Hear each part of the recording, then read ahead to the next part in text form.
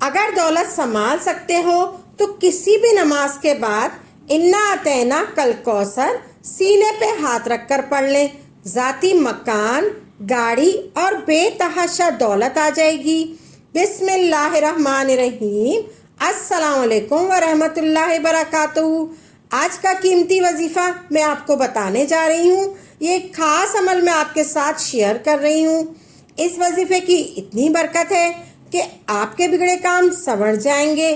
آپ کا دولت کا مسئلہ ہے، لڑائی جھگڑے کا مسئلہ ہے، گھر تنگ دستی محتاجی ہے، اگر کوئی بات نہیں مانتا یا کاروبار اس میں برکت نہیں ہے یا منافع نہیں ہے یا کاروبار چل نہیں رہا، بس یہ ایک وظیفہ کرنے سے جو معجزات ہوں گے آپ دیکھتے رہ جائیں گے۔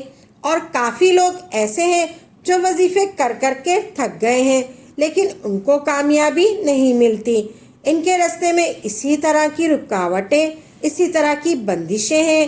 ان کے لیے عمل کر لیں تو انشاءاللہ تبارک تعالیٰ ایسا معجزات ہوں گے کہ تمام پریشانی ختم ہو جائیں گی۔ اس سورت کو پڑھنے والا آج تک کبھی کسی حاجت سے محروم نہیں رہا۔ اس آیت کو پڑھنے والے کو مانگنا نہیں پڑتا اور اسے مل جاتا ہے۔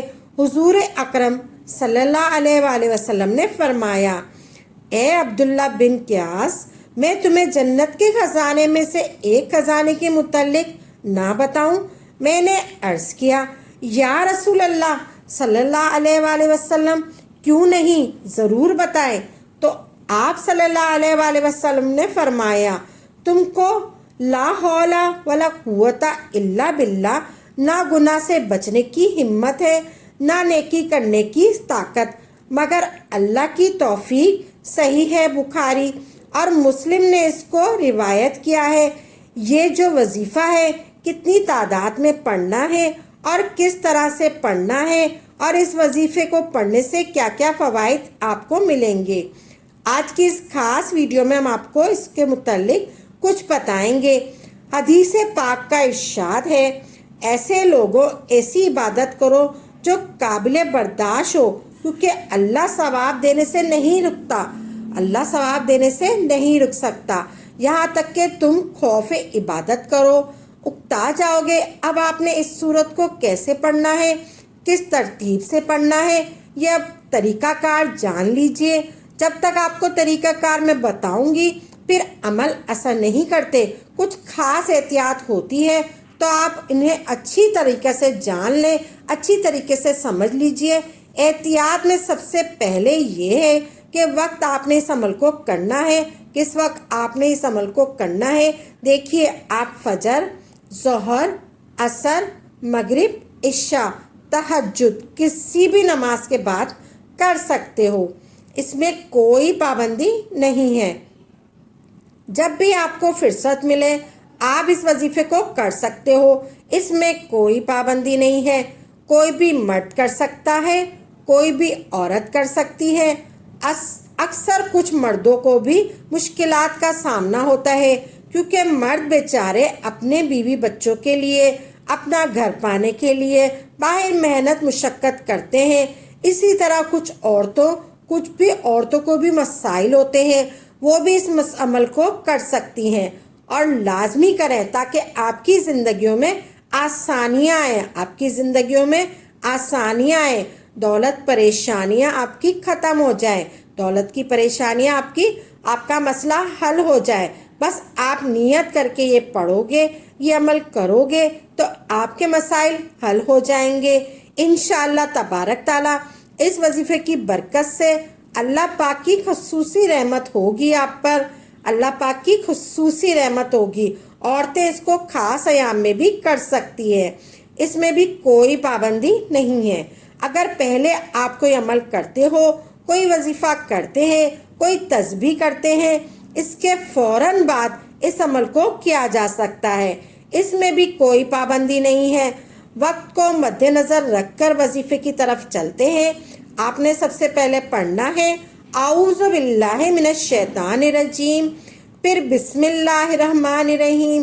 یہ وظیفے کا حصہ ہے، آپ لازمی پڑھنا ہے۔ اس کے بعد درود پاک پڑھیں گے۔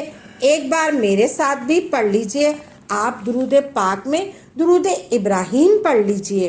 اللہم صلی علی محمد و علی آل محمد کما صلیت علی ابراہیم و علی آل ابراہیم انک حمید مجید۔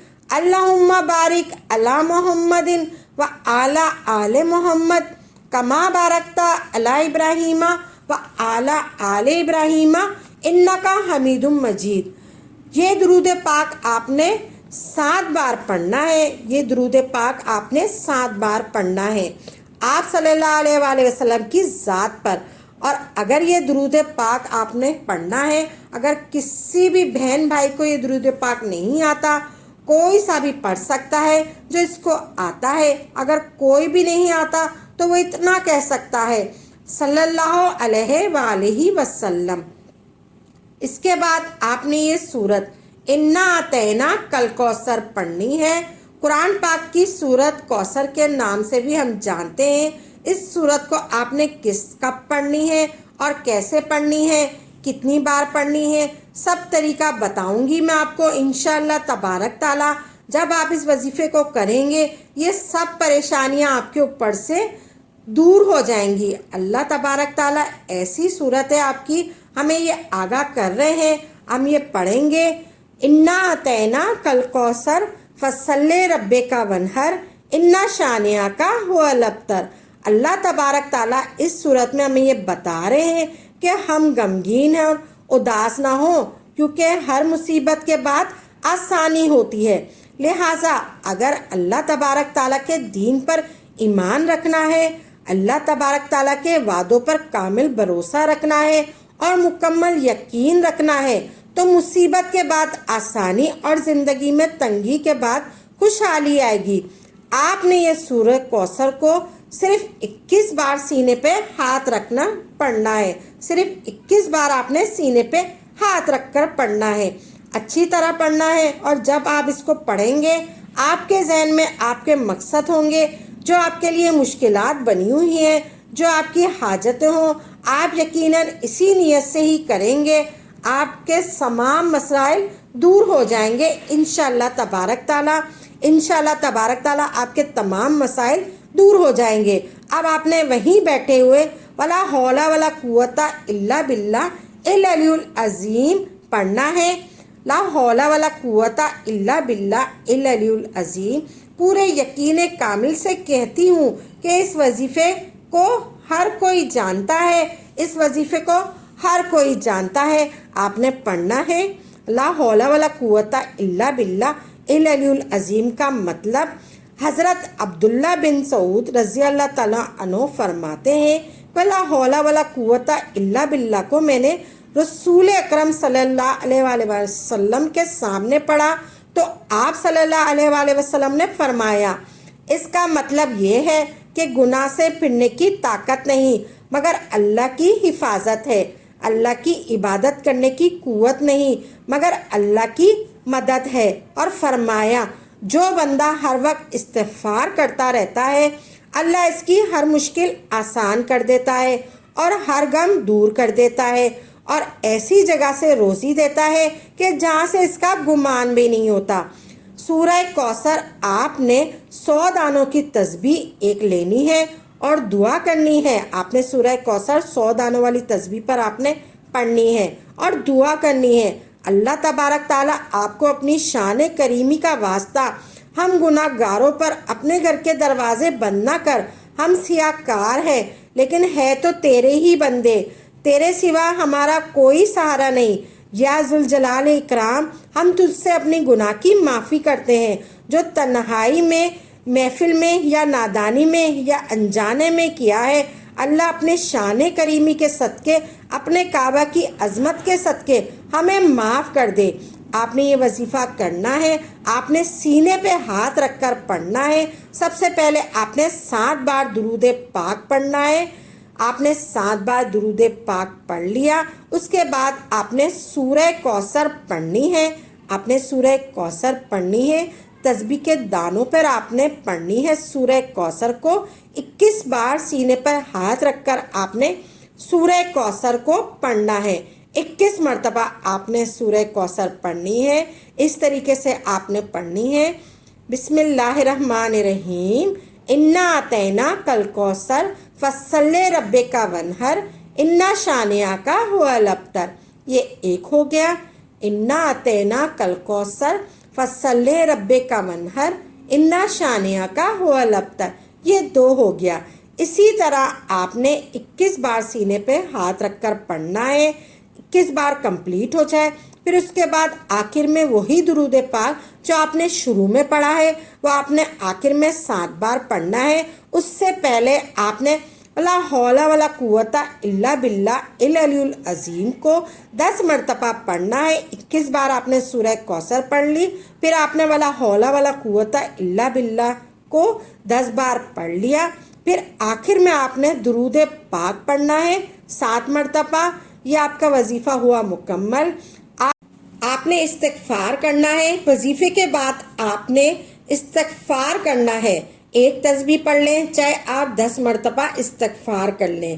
انشاءاللہ تبارک تعالیٰ اللہ کی عبادت کرنے کی قوت نہیں ہے مگر اللہ کی مدد سے. اور فرمایا جو بندہ ہر وقت استغفار کرتا رہتا ہے اللہ اس کی ہر مشکل آسان کر دیتا ہے اور ہر غم دور کر دیتا ہے اور ایسی جگہ سے روزی دیتا ہے کہ جہاں سے اس کا گمان بھی نہیں ہوتا.